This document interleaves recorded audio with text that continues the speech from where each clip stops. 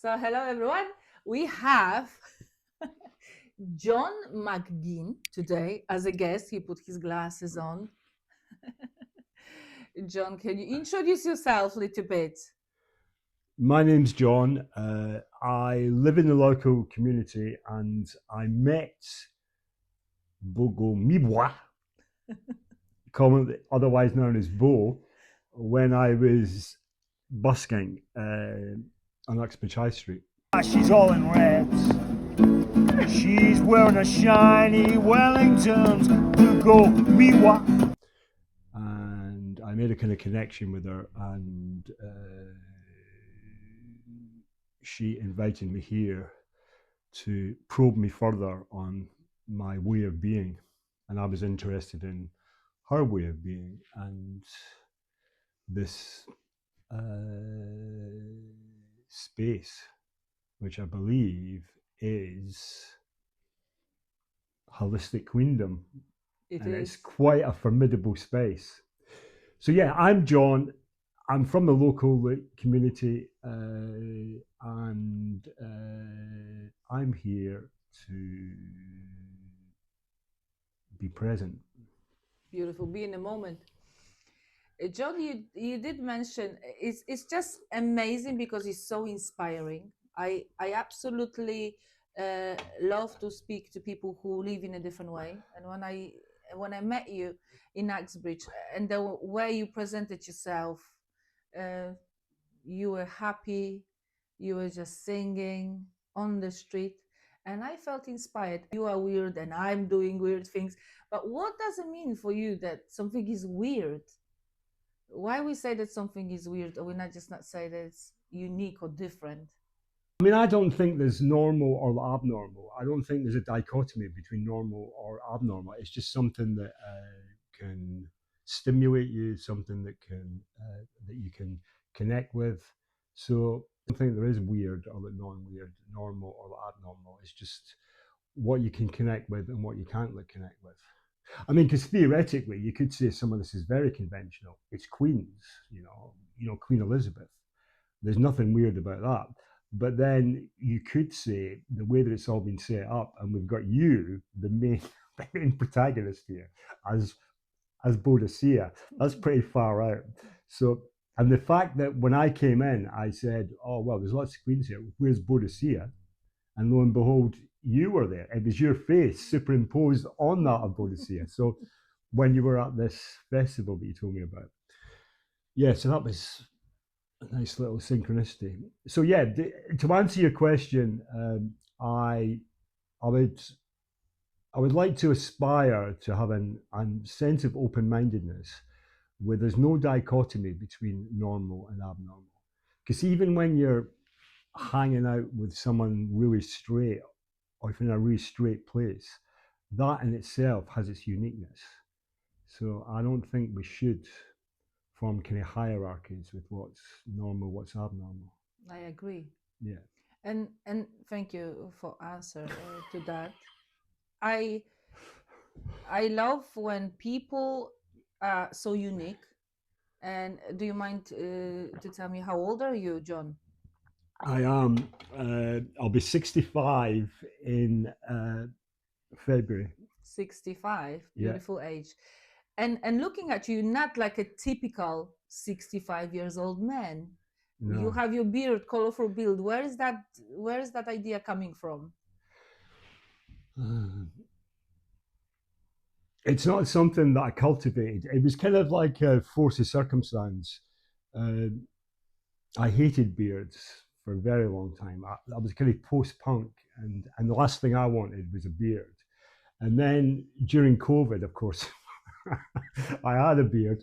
And then when I kind of like recovered from what I went through during COVID, I decided that I would keep the beard. Originally, it was some kind of like reminder of where I'd been, and then I, started to tidy it up a bit, and then I thought I would color it and do something fashionable, um, because beards have been inherently unfashionable during modern times, or perhaps not this kind of beard.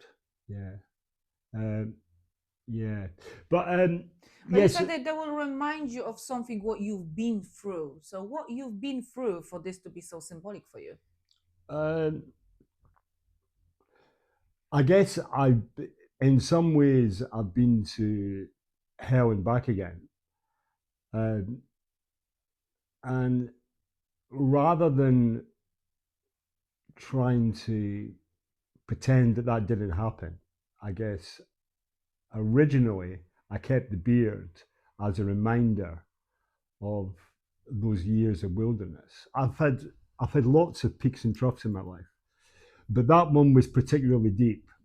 I was living in Thailand for quite some time, and I plummeted to quite a depth of darkness towards the end, and ended up back plummeted. I was transported from one continent to another. Ended up back in London, my second time in London, starting all over again in November 2023. Uh, So starting from scratch, starting from zero in yeah, that age, quite challenging. yeah. But I've done that at least 3 or 4 times.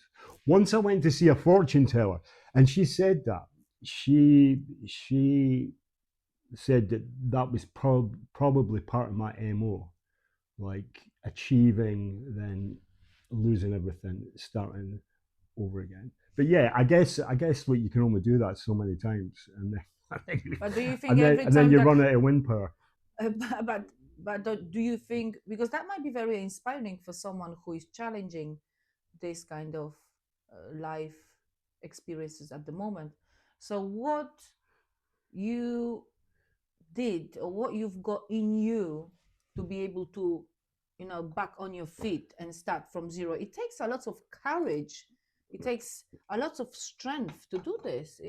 You Yeah, know yeah, yeah. You've got to have some kind of will to celebrate life again, and I guess I celebrate life in a holistic way. So, which is why I like the theme that your business revolves around, this holistic theme.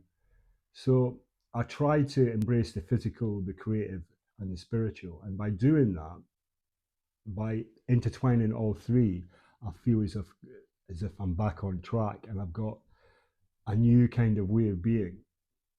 Because I still have various physical conditions, mental health conditions, and I'll address the physical ones and the mental health ones by going to the local leisure centre. I spend quite a bit of time there. Gym, swimming, yoga. I love the complementary therapies like mindfulness, yoga. That's been really nice. And I've also started to re-explore my creative uh, talents or creative energy. So I'm a kind of street entertainer, and I've started some workshops at a local care home, and Alessio Valdovanetti. I am your tour guide tonight. I'm doing a poetry workshop with some dementia patients, and that's really nice. And what I try to do is, and what's really helped me is, uh, rather than being stuck in self and stuck in ego, I try to transcend ego. So for me, being an entertainer or being a facilitator, being a performer, it's not just about fulfilling my ego, my ambitions, my personal goals. It's more important for me. What really floats my boat is when I connect with someone else and the potential benefits that the other can get from the connection. So, what's really helped me is being kind of universe centered, other centered, rather than self centered. Because I think we live in a world where it's so self centered. It's all about self help, personal goals. I think that's all well and good, but I think you have to try and connect with the outside world, with others. And for me, I want to put the emphasis on that. I guess I want to be God centered rather than self centered. I actually had your vision at some point, and I see where you're coming from. But don't you think that that first stage of becoming available for everyone and helping other people and connect with them, we need to go from that process of isolation and working on yourself first, being able to spend time with yourself, being happy with yourself, because more you work on yourself, then you have more to give with a Yeah, different energy. So did you go through this process before? I think that's true. Yeah, yeah. I've got therapy coming out my ears. You know, I've I've had lots of counselling. I'm still undergoing counselling, but I actually worked as a therapist as well Oh wow. many years ago, and So that's you all did over work now. as a therapist, Yeah, that's and all over now now though. and now you also go to therapy. Yeah, yeah. I'm now the patient. Yeah. But But then most therapists are patients anyway. The good ones go for supervision, go for regular counselling, because as you say, most therapists can't deliver a practice professionally and ethically unless they're working on themselves. So yeah, personal development is very important. But I think that's all well and good. But I think the current world we live in, it seems to be all about personal development only you at mean, the I at the understand. at the expense of not connecting with others, Yeah. not being altruistic. It's I believe we live in a very narcissistic culture. Uh, so in the local community, I try to do things on a voluntary basis, not for personal gain, to make the connections with others. And it's always, and I find that just as therapeutic as the personal stuff, as Oh, connecting with, yeah, definitely. yeah, There that was a kind of high village. that you get, yeah, Oh yes, there was a village in Italy, I believe, and they check why this particular village had more average life. It was about 20 or 30 years more than our other cities, yeah, and they were checking everything, and they came to conclusion because the social life and the community was so strong. People passing by on the street, talking to each other, they big celebrations together yeah, uh, made people feel safe and happy with themselves. yeah, And we can eat good, go to the gym by ourselves, and that loneliness at some point, I think, it's not serving us well, yeah, because we cope better with other people. It I think, like with everything, there is a balance. When you rely too much on other people, when you cannot spend yeah, time with yourself, yeah, when you're yeah, only looking for entertaining yourself, that yeah. is also quite challenging, don't you Oh think? yeah, yeah, But when you can connect with other people and yeah. like Oh kind of yeah. have a Oh yeah, flow you're right. between Yeah, two, yeah. I think that's perfect. And there is no coincidence. I don't believe in coincidence No, that you no. you came over here, because this is exactly what I would like to do. And and It's a, and and you are a perfect example yeah. of a person who I think went through some spiritual journey. I'm still going through a spiritual It's journey. never ending. Yeah, And what I love, because I call this podcast "Speak Your Truth," that you sitting over here in this pink chair, and you know what, you own it. You speak your truth. You admit, oh yeah, I go to therapy and I was a counselor, and I am amazed. I am like touched so deeply, because for a long, long time I didn't see someone who can just say as it is. Don't don't put a mask on. Don't pretend. Yes, I go to therapy, but it's nothing wrong. Going to therapy actually is a very needed normal thing, because counseling is nothing else like only discovering yourself in the presence of other people who give a deep question. So going back to your work for community and your presence over there, what is the response? How do you feel? Are people willing to connect? Are people open to it, or what do you think about that? yeah, yeah. Good question. But recently, I've been trying to develop some poetry workshops with people suffering from dementia and Alzheimer's. And one would think such a difficult client group, such a complex client group, would be difficult to connect with. And I guess that's what makes it more precious when you do see with the connection. And most approaches, as far as I know, because I don't know that much about the dementia, most approaches, they try to rekindle with the past. The person in the here and now is just a shadow of the previous self, and it's about trying to connect with the past, triggering memories from the past, like the personal identity and the soul lies in the past. What I'm trying to do is that, but also I want to embrace the person in the here and now, and not to see that person as inferior to the past, but in some way to embrace their present personal identity as well, even if that may be fragmented. So when I can connect with a person in the here and now, in that state, that seems extremely precious to me. And hopefully they benefit from it as well. So yeah, I don't know if that answers your question. It does. But I would like to know, how do you connect with them? By reading a poetry with them, by having a conversation with them? How do you connect? So you go over there, and how that looks like. I just would like to have a Yeah. vision. Well, so far, yeah. The workshop's in its early stages, but basically how it's structured is we will read some poems. I mean, first of all, famous poems, just to create that atmosphere. For instance, for the one that I'm going to do with tomorrow, we'll create a kind of winter atmosphere. Then I will produce a magic prop bag, and from this prop bag will be various objects. What I consider to be unusual ornaments. It could really be anything, but I like to bring something which I also find fascinating.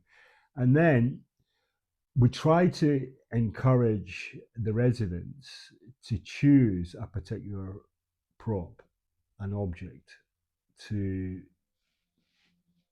connect with it and to see what it triggers, what theme it triggers, what memory it triggers, what energy it triggers.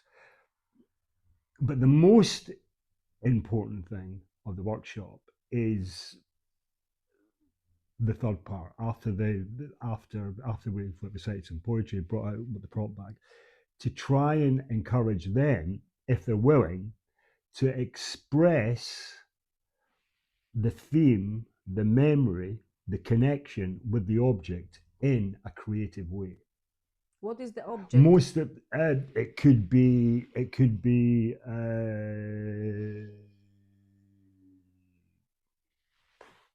cup, it could be a shoe, it could be a flower, it could be some painted false teeth. Who Very knows? interesting. So, Very interesting. yeah. And then you see that we create our reality based on our experiences or our beliefs, and then that shoe or that object might means completely something different than to another person. That must be very interesting for you to see. Your mind Yeah. probably expands as well when you're running these workshops. Yeah. And some of the patients, I mean, most of them can no longer write. So it's not like a conventional poetry workshop. I mean, I'm not actually writing poetry. We're just asking them to express a connection in a creative, unique way, something that's personal to them. It might be a movement. I mean, for instance, without breaking confidentiality, one Persian woman there, she sings in Persian based on an object that she connects with. It brings back memories of when she was a singer in Iran. I mean, it's just, it's wonderful hearing that. But and then the third part of the workshop, the final part, the fourth final part of the workshop is I try to interweave all the different poetical expressions which I've heard from the residents in a collective way by improvising a song on my guitar. So that's how the workshop ends. Very creative. Yeah. How your mind works with that? Because when I saw you in Axbridge and you just asked for my name, and I was so like astonished with. I said he just made the whole song with a name, add a little bit. So tell me, how do you feel when you perform? And it takes a lot from someone to just play on the street. How do you feel when you Yeah. do this? Well, again, that's been that journey for me. Um, I've performed, for quite some time, but when I used to live in Norfolk, in Norwich, I was a very self-conscious performer. Uh, and although I was probably singing the same songs then, not the improvised ones, but I do both. But even though that I was singing mostly the same material, because I was self-conscious, an audience don't like that, because it's cringeworthy if the performer is self-conscious. So busking really helped me, being a kind of streetlight entertainer. That helped me transcend with the self-consciousness, because thousands of people that are passing you each, cumulatively over a day, thousands of people have seen you. So yeah, you get over that kind of nervousness. So what helps me is transcending self-consciousness and just being kind of free form. I do both. Like I've got my own selected songs, but I also improvise as well. So that's really nice, just being able to get into that zone and just basically not really think about what I'm doing. Just like I'll know a couple of things, So like you about a like I can person, see like and you I'm just aligning with yourself in a yeah, way, yeah, yeah. and then what the outside world don't exist. Yeah, yeah, yeah. Well, it does exist, but it doesn't exist. So you're kind of on that knife edge. You're in a special kind of zone where you can form art, poetry in the here and now, based on what you know about the external world. But you can't be conscious of that. You've got to transcend the self consciousness, and I've never been able to do that until this kind of year. So what make you to shift that and have that ability to do so?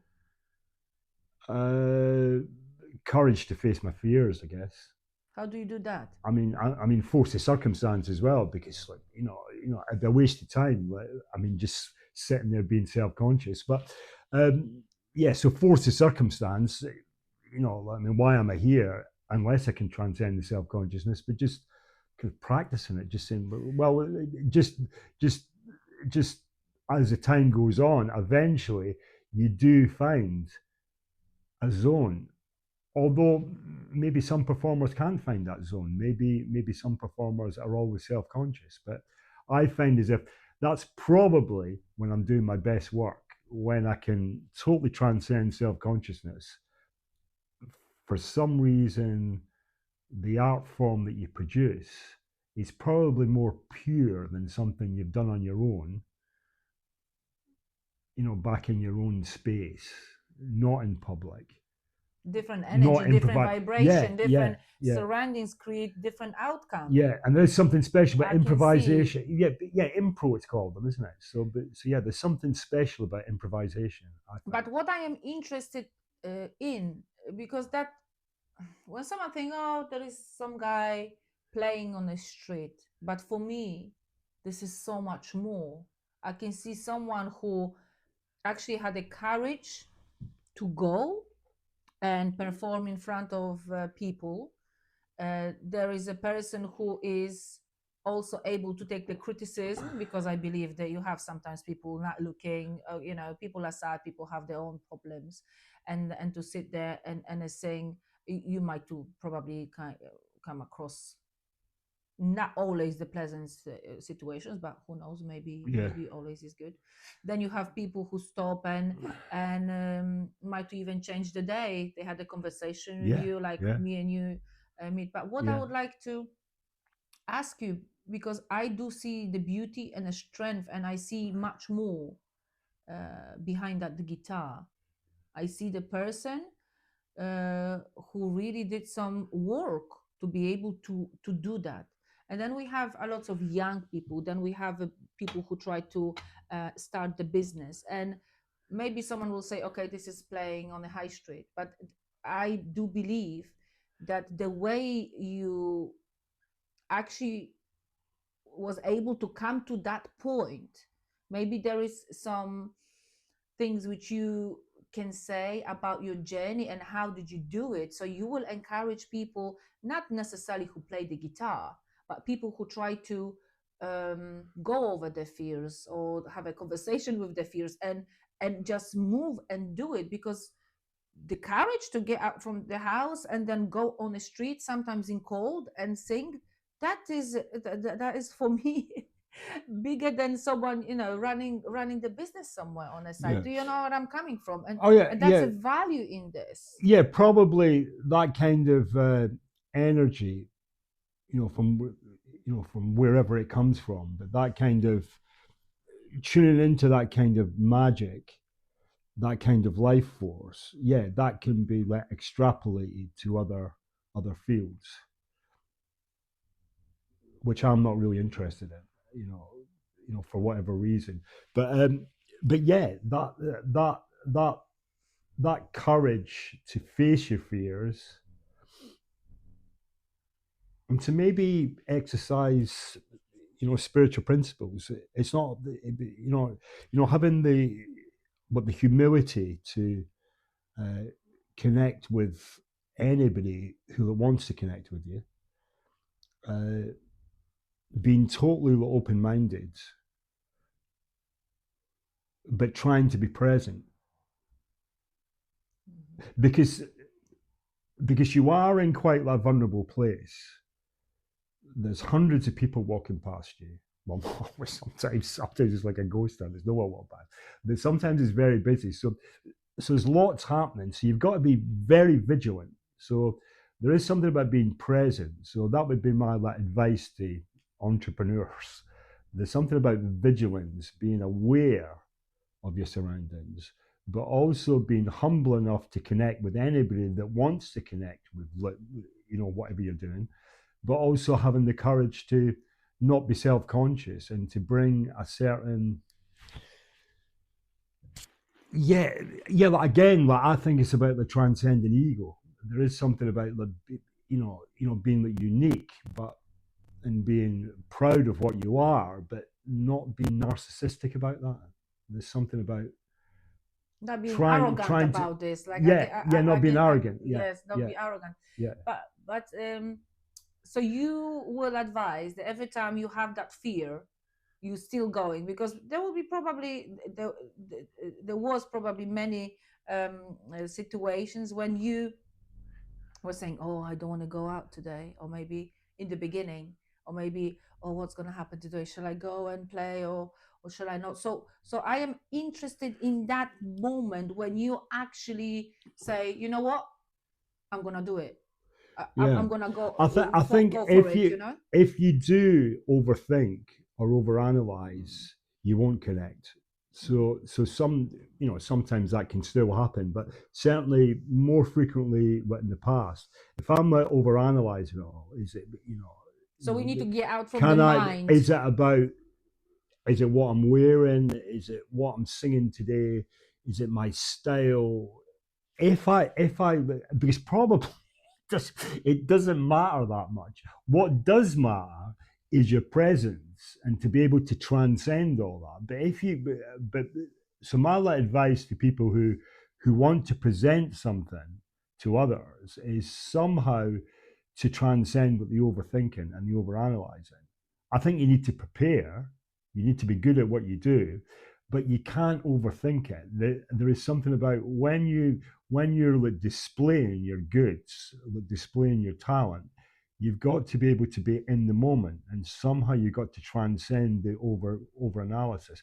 Because I've found that, I mean, heaven forbid, who knows, it could happen the next time I'm out there. But when I am over analyzing it, people pick up on it.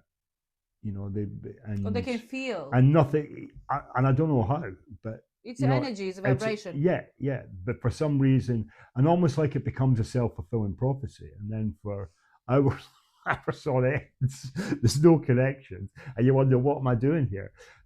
So And what yeah, do you do in this moment? I'm gonna really dig on this, John. I'm not gonna let you go because this is so interesting to hear that from you, because you went through that journey. So let's say, and this is not only about, because you did say someone who wants to present something. We can present yeah, many things. We can have a PowerPoint presentation at work.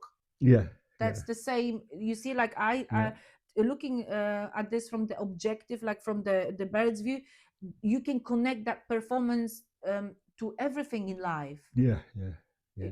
I don't know, Oh yeah, it can be like extrapolated hard on a conversation with your universal way. partner, Yeah, yeah, challenging conversation. You need to perform in a way, or maybe you need to connect to yourself, to be real to yourself. yeah, yeah. And so that performance, that playing on that guitar, is so much more for me. That's why I would like to ask you, when you were fearing that, where you still go and perform and then learn from that performance and watch yourself, how you react and Yeah. how your Well, energies influence well, others. okay. Well, just looking at my other thing, the poetry workshops I do, uh, I could really get, like immersed in fear. It's a complex client group. Uh, Most people couldn't do it. I mean, just going in there, and the chances are there's not going to be, much like awareness of you to begin with.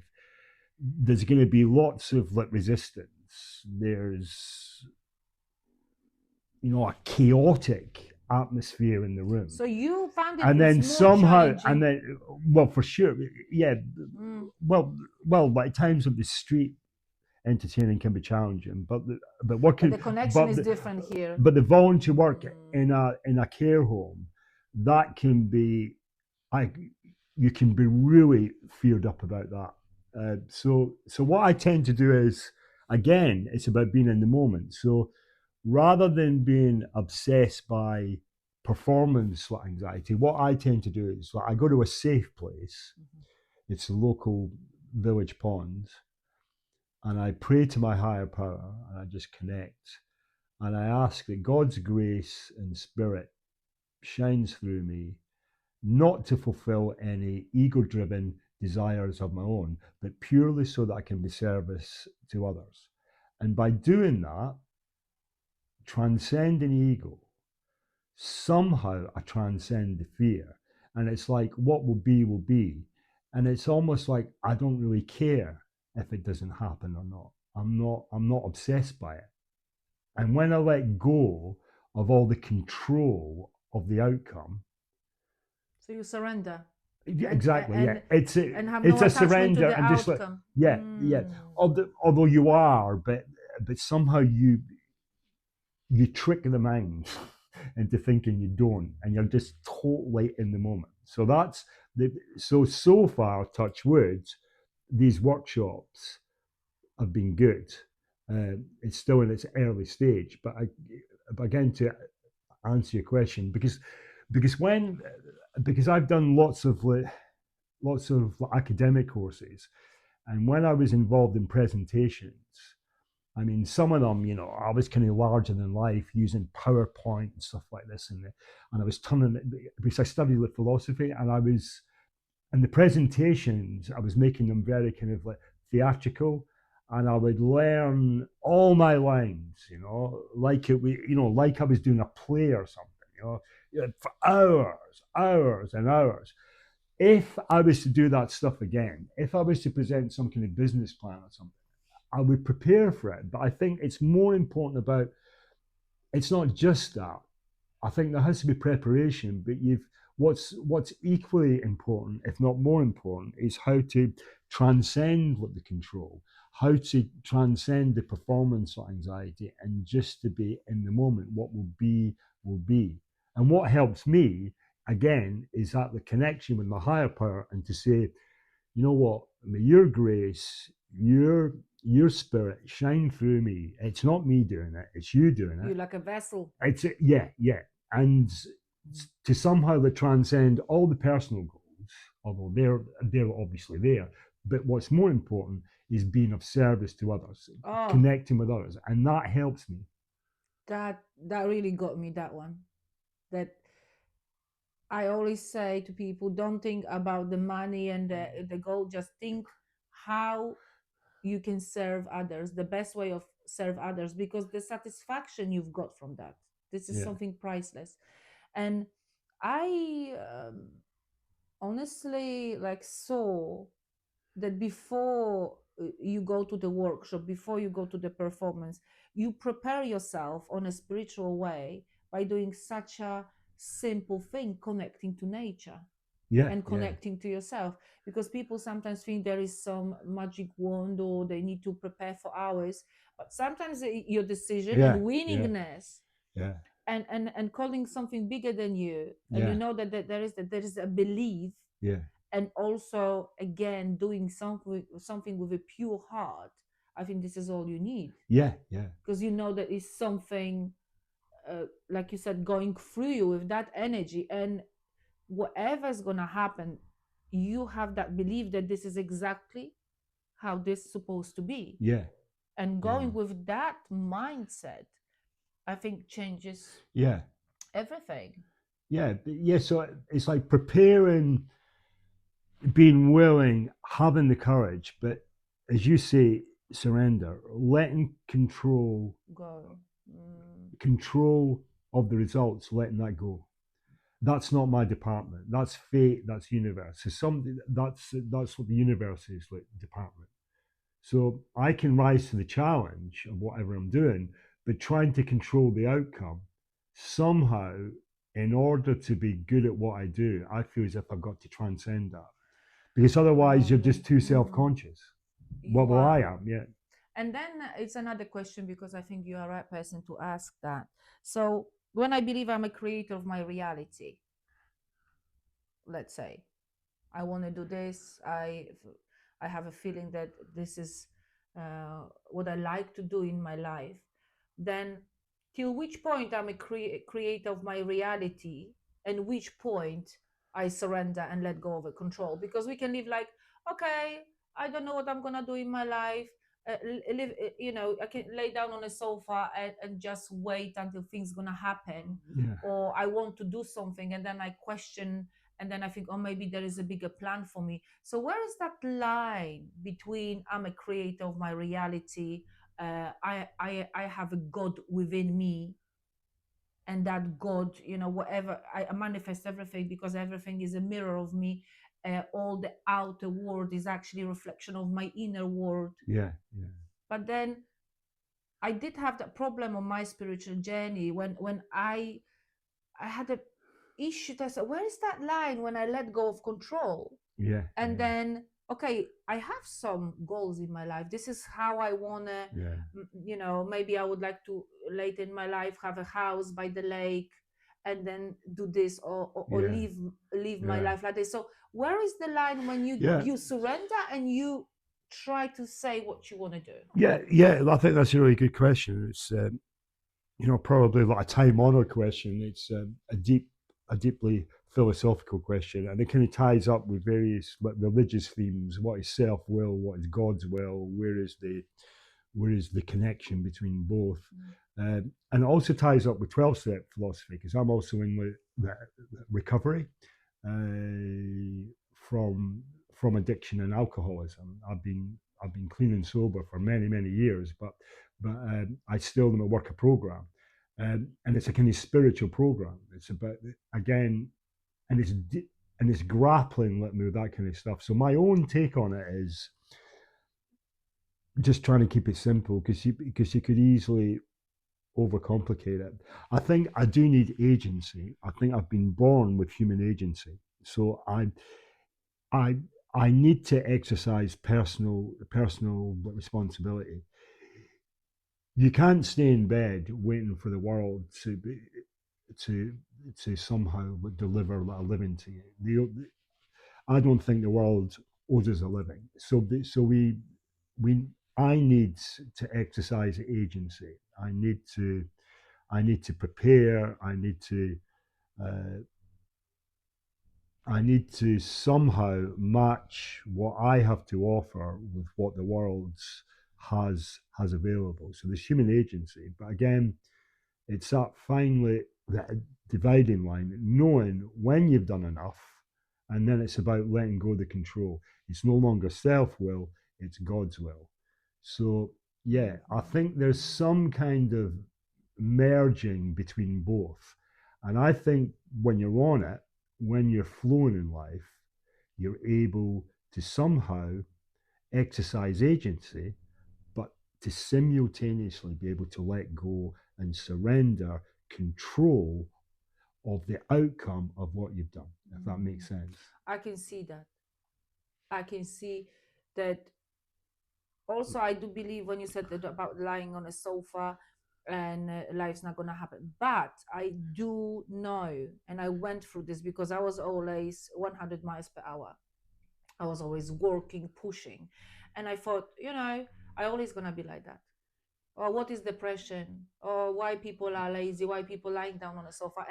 And God showed me that sometimes you want to do something. And at some point in my life, I felt like I lost the power. Yeah. And it was stronger than me. Yeah. And I thought I'm the strongest person, I can overcome everything. And because I run my own business and I have 2 kids, I could not lay down on a sofa for too long. But there were moments when I changed my life and I was literally so drained. And when I actually went back home, I was just flat out because I could not do it. So as much as we sometimes say, when you lie down on a sofa, nothing's going to happen. Sometimes lying on the sofa is the best thing you can do for yourself. Because I do believe that when the time is right and when something shifts in you, you will be inspired. Because then when we start doing something from the point of ego or lack, the outcome not necessarily is gonna be what we really, really want. So I would like to ask you, what do you mean, like agency?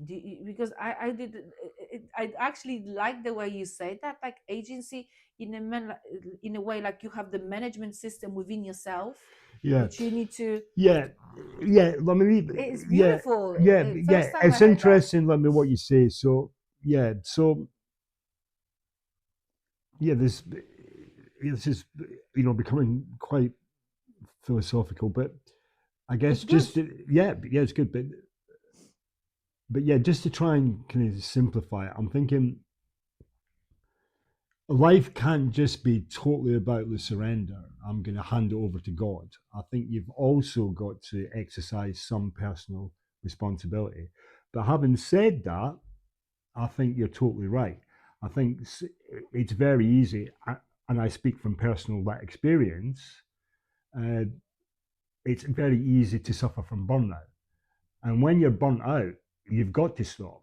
That's almost like God telling you, look, game's over at the moment. Game's over at the moment.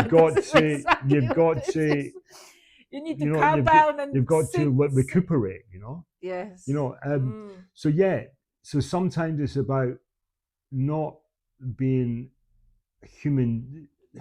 The emphasis shouldn't be on human doing, it should be human being. And just being present. And that kind of skill, being able to tune into just nothingness, not doing anything, I think you can bring that to the world in future engagement. So I think it's very important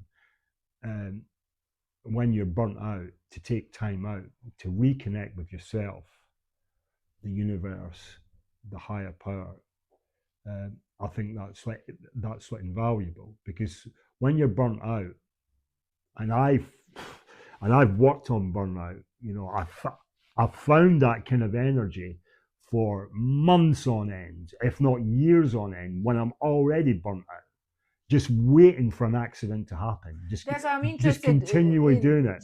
Just tell me, because you went through this. So when was this tipping point where this changed? In which moment? Do you remember the feeling or the thought? When you just become so sensitive and so susceptible to dynamics with others, you get obsessed by office politics, because you're burnt out. You're not engaging with the world in the way that is in your best interests, because you're so drained physically, mentally, spiritually. I find that I can find like hidden reserves somewhere, and somehow I can still be a automaton or some kind of robot. Not everyone can do that, but I know that I can do it. I can still work on burnout, sometimes for months and months and months, but eventually you reach a tipping point, that tipping point that I'm just speaking about, where you just become so sensitive to everything. You can't I mean, for me, it would be resentments against others. So you go Others, upstream with everything. almost in a way. like everything becomes magnified. You demonize people rather than looking at yourself. It's almost like you become, well, me, but I speak for myself, almost like you become obsessed by dynamics with others, and They trigger you. yeah, and it's a form of trauma. I guess it's like self-imposed trauma. Why do you think this is happening? Because you've not been looking after yourself, And we lose a connection in a way. not surrendering, not looking after yourself, and I can lose the connection with myself, with the universe, and So what's the solution and with others for that? When you are in this moment, should you withdraw? Should you go back to this isolation? Well, go back to yourself? in yes, a way? exactly, but really not to allow that moment to happen, not to allow yourself to get to that tipping point, to look after yourself. So to do take it on a to daily find basis. Exactly, yeah. Because we go 100 miles per hour. I did have a podcast with one lady, and she goes 200 miles per hour for 11 months, and then she has a 1 month off. And that was quite interesting for me, because I, at this point in my life, I said I could not go 11 months. I understood that every day Yeah. it's like taking a shower energetically, because when we don't, I don't know, don't clean the dust, it builds up, and then it's more harder to clean things and keep the balance. Yeah. So what do you do on a daily basis to keep that balance? I know that you said you connect to nature. You do this on a holistic way. So we did mention about the body, about the spirit. Do you do special meditation? What do you do? Or maybe you just play? Well, yeah, all of that and more. But I try to work a daily program. I I combine them with various things, but I do work a 12-step program. So I try to do a journal each night. So anything which is, we call it step 10, but anything which has happened during the day, I need to get it down on paper and try and look at my part in it. If I've copped a resentment against someone else, because I used to be really bad for me, I could really cop resentments and become, like obsessed about a person, a place, or a thing. So if I've got any inkling of that, what I try to do is write it down. And if I have got a resentment against a person, a place, or a thing, see it from some kind of different angle. Try and see it from the other person's point of view, or at least say, okay, what buttons are being pressed? Why am I so obsessed about this? And that helps. But so also, you analyze yourself. You kind analyze, of, and you try to change the vibration. You change the story.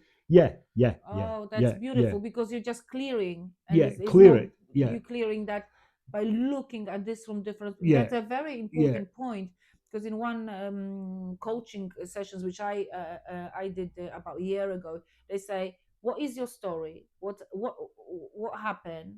Is that serving you?" And you say, "Obviously no." And then you try to change the energy. So that is a beautiful ritual, and you do it every day.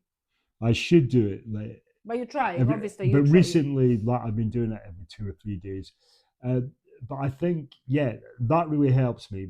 So journaling uh, regularly, that helps me. Um, but also trying to connect, I mean, with the universe, that helps me. Having little safe places, and where I live, um, it's quite a rural area, so I try to go out for walks a lot, and I've got a safe place, the village pond. So I often go to the village pond and I recite a little prayer each day, similar to what I've just told you. I ask for the universe to shine through me, not for ego, not to fulfill ego-driven desires, to be of service for others. And when I'm doing that, I try to be in the here and now. So I try to be in nowness. I look at the wildlife. You know, this solitary heron. I just feel so lucky to have a heron. I mean, in my backyard, just watching that heron. It's almost prehistoric. There's something magical about it. Watching that, watching, I don't know, the mallards, what the Egyptian geese, the trees. Somehow, to just focus on that. That's what the noun is. And by celebrating the noun is, I transcend resentments of the past and fear of the future. So doing that each day, trying to be in the here and now and having that little ritual in a safe place, I try and do that as regularly as possible. That helps me. And I also do voluntary work in the community. Like I do like church service. I'm part of a church in my local community. And we go over to the care home for like another event each month. It's a themed event, but I also do my own personal workshops. These are my poetry ones. So being part of the community, I think that helps me to ward off burnout. It helps me with my mental health problems. Almost like I feel as if by helping others, trying to help others on a voluntary basis, you can transcend your self obsession. I can like transcend my self obsession. It's not all about me. There's a there's a wider picture here, and it's about connecting with that. Lovely. I love this answer, and I think it's so simple but so profound. And I would like to ask you. So you said that you study in university philosophy. Yeah. So what is your journey? What is your I've background not with done this? that for a while, but yeah, I went back to university late in life, and I became a mature student, and I studied philosophy to a master's level, and then I always worked part time back then, and I was able to combine both. Uh, so yeah, I've got a couple of qualifications in the philosophy. So, but what was nice about it was just being able to tune into the world of these great thinkers and just to see it, just mind blowing. I mean, for instance, when I read about Descartes, when I, tuned into the continental philosophers, like the existentialists, that really Jean-Paul Sartre, that that really opened what the world up to me. There was a certain, yeah, yeah, yeah. It was almost like a paradigm shift. Almost like, I mean, when you could think the same way that these philosophers thought, it was an honor, and it was almost like your world kind of changed, almost like a spiritual happening. When you could, because it seemed so complicated, but when you could just get into the fundamentals of it and say, oh, it's like seeing the world like that, and just that was amazing. But, some of the phenomenologists, for instance, um, uh, Husserl, yeah, there's a German a phenomenologist. He talks about seeing a tree in a certain way, just being able to see the tree from all the different angles, and that's just so amazing. Just going up to a tree. Like, for instance, I've just been over at the graveyard and I've been checking out the trees there and the gravestones.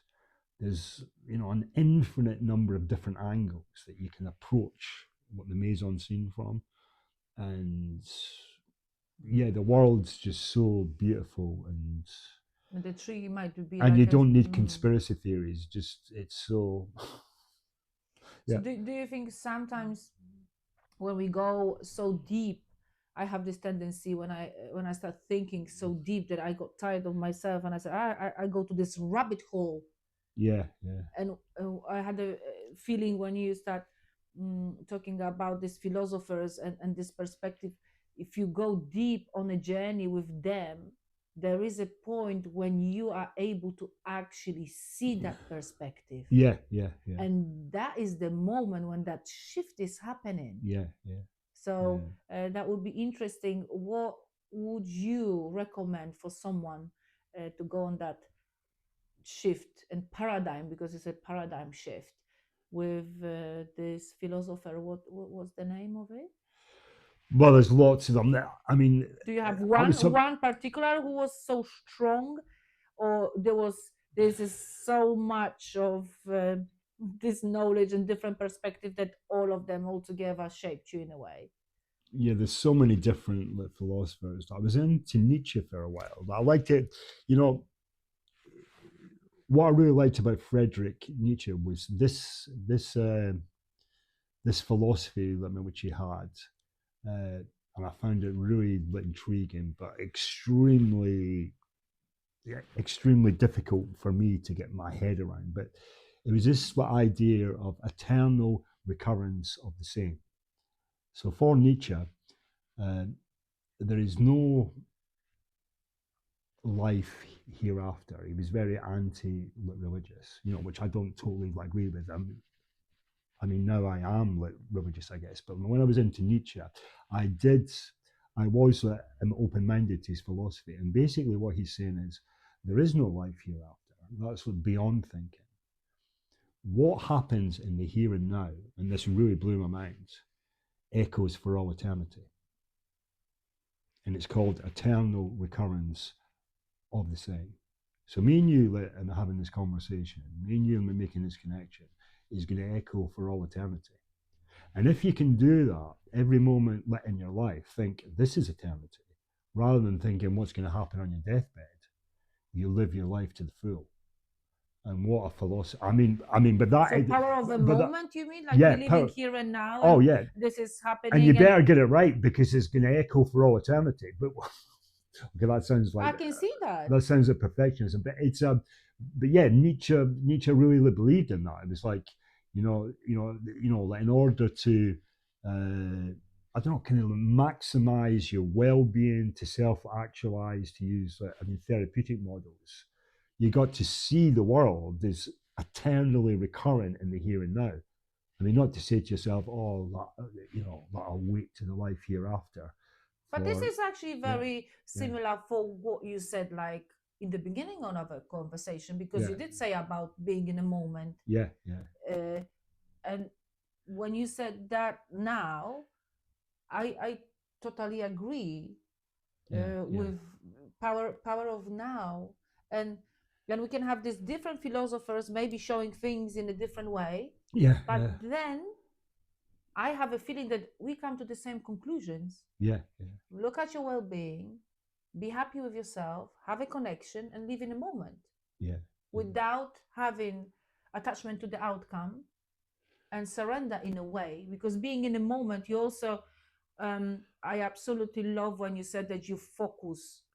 You go to nature and you focus, and that is the moment when we kind of disconnect but connect at the same time. yeah, yeah, You yeah. disconnect with It's them. that kind of paradox. When you disconnect, but you also connect. Yeah, Wow. yeah, You see, I absolutely love this podcast because I learned so much.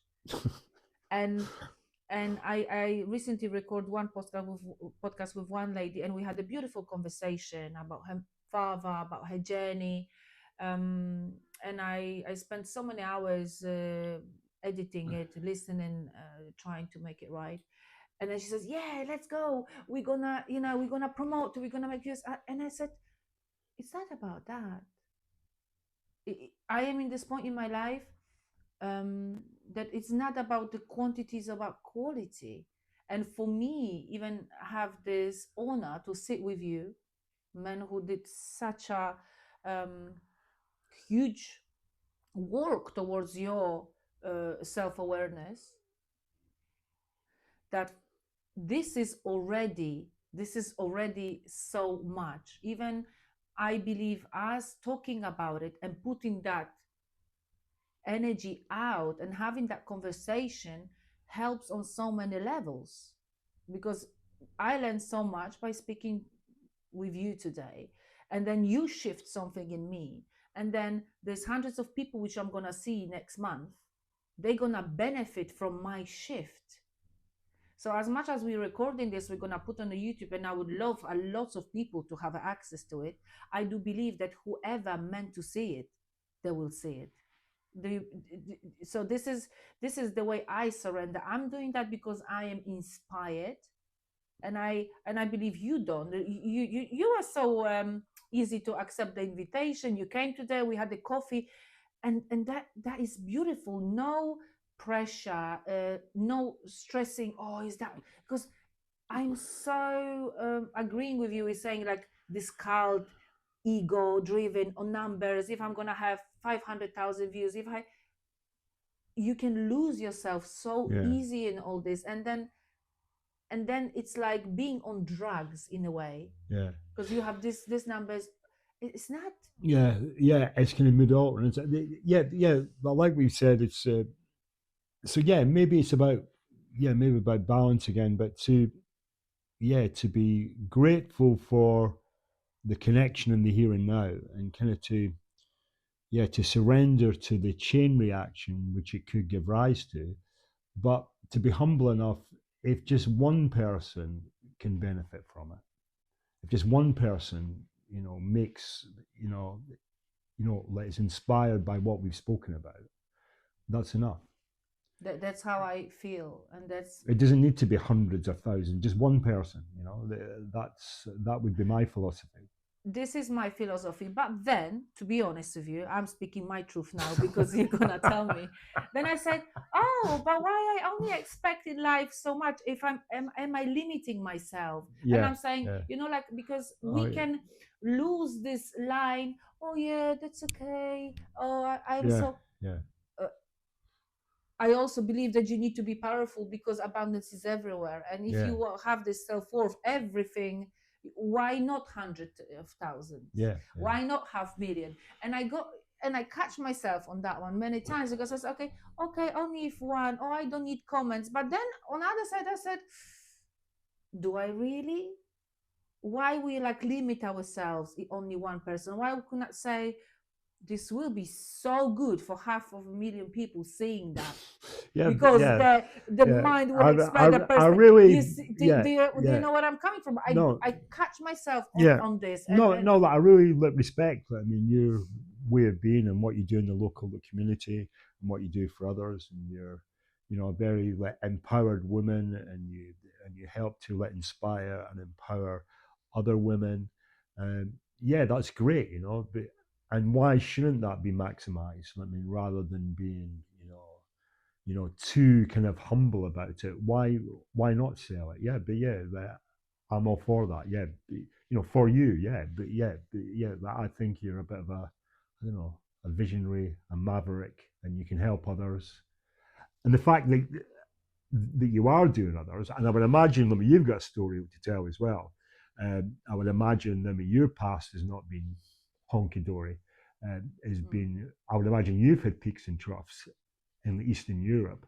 But anyway, maybe for another time. But I would imagine that you've transcended that, and somehow for you to be in your full glory here, in your queendom, and to even be calling queendom without any sense of arrogance or egoism, that's a feat in itself. But how do you know? How do you know that it's not from that? Do you feel it? Well, it feels nice. It doesn't feel like you're just coming from a narcissistic place. It feels as if you're really helping others, which I really like. I've looked at your website, and you seem to be really inspiring others. So it's not just about, I feel as if it's not just about personal fulfillment for you, as if you also seem to benefit from connecting with others, helping others, inspiring others. Yeah, you are the Boudica of the 21st century. Good for you. I must say that when you said Boudica today, and I had the lady Kali, her name is, hello Kali, when she took me to central London and she started talking about Boudica, I had no idea actually at that point who that was. And for you to mention that today, that is very, very symbolic, because I did actually watch a movie about Boudica. It's on Netflix. Oh, really? Very nice movie showing the story Yeah. how powerful and how much courage that woman Yeah, had, you know. yeah. And she was also inspired and fearless. Yeah, yeah. That takes a lot. And for you to mention that today, and to connect with people who have that knowledge about these philosophers, about these heroes. And I am also thinking why I'm working on myself, I attract people who I can have this kind of deep conversation with. Because today during this podcast, I tune in with you so much that I start seeing the things you were saying, they start like showing up, and there was like a puzzle to puzzle, and I was so much in a moment. Then I absolutely felt when I go deep, then I see something. This is where this transformation happens. So I encourage people to have these deep conversations. But the thing is, I found not so many places when people can have these conversations. What is your opinion about this in Hillingdon area, in Uxbridge? What do you think can be improved? Yeah, but I think there's room for like encouraging conversation, connections. I mean, all types of, like, you know, debates, conversations could be celebrated, including the profound and the philosophical. But not everyone wants to do that. But I think what would be really beneficial for the community is if we had public spaces that were trying to attract that. It's not all about selling coffee or selling a brand. It's about celebrating the art of debate and the art of human connection. And I think councils, local communities, local government should be let involved in that, so that people can make shifts, make paradigm shifts, make breakthroughs in their way of being by the art of conversation. And there should be more places to invite that kind of connection. I know the library does it, but there's not really that many places where you can connect. I guess coffee shops do it. But maybe you could have special places where you just go for the conversation.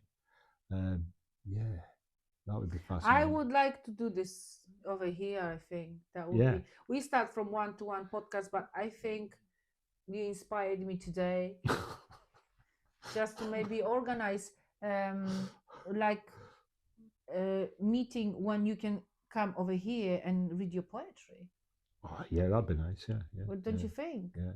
To put the chairs over here. Yeah, that'd be nice. And also, this is again in my mind. Only it doesn't matter how many people gonna come, but then why this is coming back? It doesn't matter how many people. That's no, it's just something on subconscious level, maybe some belief. Yeah. But maybe this is how I get inspired. So if you're willing to, maybe do it and read the poetry, and then we will put the word out that this is what's happening here. Yeah, leave that one with me, and I'll try and get something together. Because I perform various creative platforms. There's a Temple of Ideas one, run by Meg Lee Chin. Yeah, she's a bit of a maverick. and we have, various happenings where people can perform everything, from poetry to dance to singing. Uh, I also perform at Uxbridge Library every let me 2 or 3 months. I got an open mic there, open mic night there. So yeah.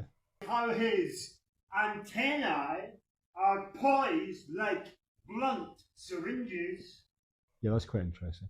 But it'd be nicer to do something here.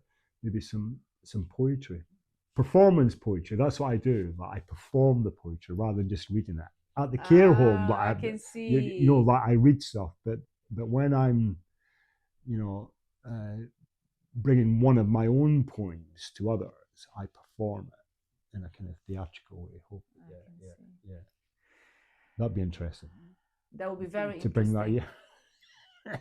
And maybe get some audience participation. And it is I want so much to see people who are true to themselves, who can, we go to the pub and dance when people drink a beer and it's normal to dance to Yeah. the music. What about have a performance over here when people sit and also get involved, when Yeah. they true to themselves, and really this is so I forgot the word, when you just go out, when you open yourself, this is so like not revealing but so satisfying, so freeing. Yeah. In a way. And we can go to therapy, we can listen to podcasts, we can go for the medicine ceremonies as a people do, or you can do so many different things, but sometimes one session on being free, Yeah. and watching someone to be free like that, Yeah. there is worth more Yeah. than anything, or hard work someone aside. It's just that moment when you just let go, and you find the beauty in other person, and you've been inspired.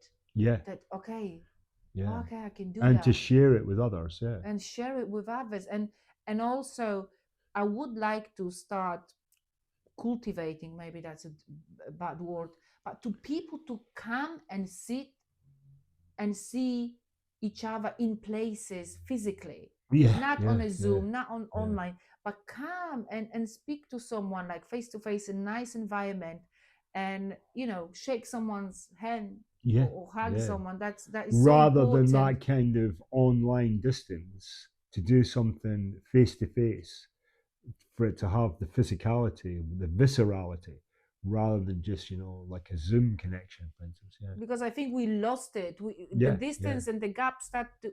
Yeah. And you said that today, and I heard a couple of stories when during COVID people separate and distance themselves so much that to coming back to society, coming back to community, it Yeah. is something which is still didn't click fully for Yeah. them. Yeah. So maybe this is a time, and we went through our journey to give this glimpse of light, and try to get people together, because I think one of the most important and most powerful thing in our lives is our community. Yeah. And we've lost so much. From the We, past. we did. Back in the day, people would congregate together. I guess that's the nature of folk music and folk tales.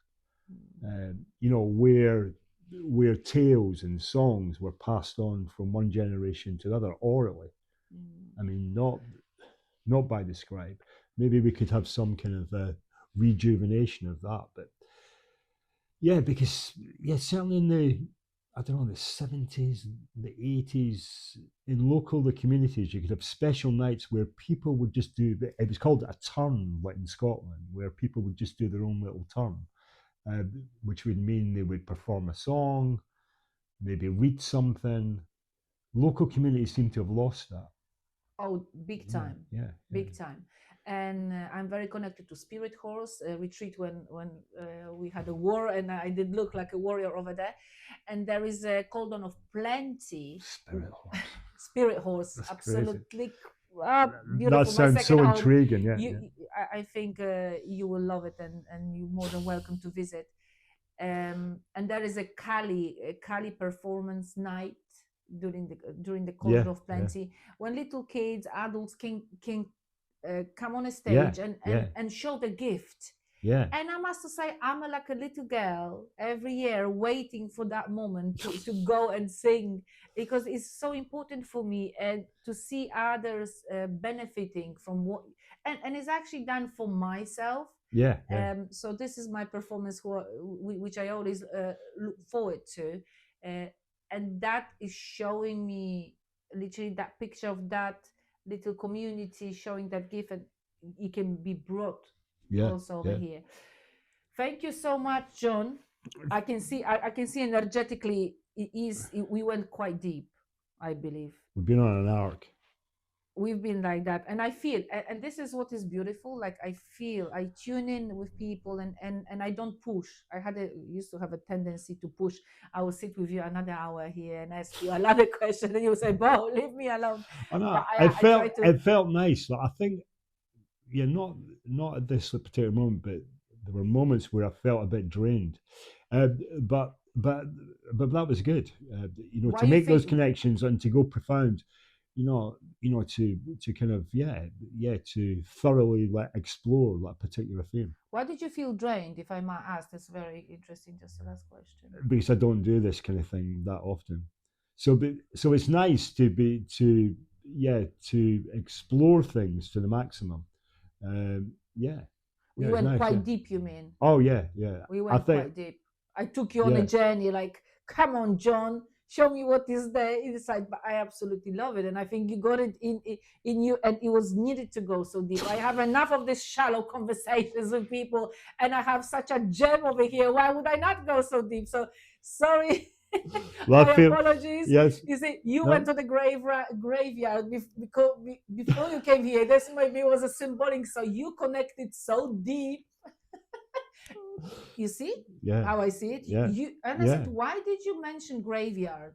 yeah, And maybe we needed to go. yeah, yeah, So that's why you drained. That's it. Today you're gonna yeah, give yourself some Oh yeah, love. we've been everywhere. Archetypes, the universe, Boudica, creativity. It was a beautiful conversation. Yes, thank you so much. Thank Let me you so much. It was an Bokomiya. Bagumiwa. Bokomiwa. John. Bokomiwa. It's been a pleasure. Thank you so much. Thank Yes, you. Thank you. Oh, thank you Thank so you. much. Thank you, John. Thank you. Oh.